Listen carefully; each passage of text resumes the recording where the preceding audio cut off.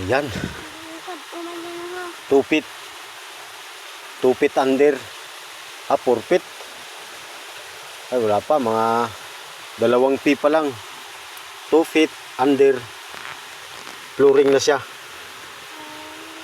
Ito mga katiits. Flooring na siya.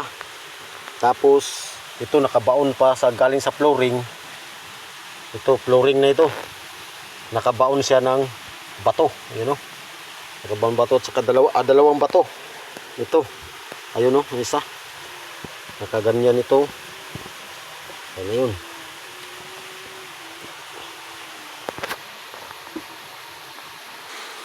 Yan. 2 bato na nakatayo mga katiits. Ayan o. Isa. 2. Tapos ito. Sinikwat ko na ito kahapon. Tapos binalikan ko ngayon. Ito.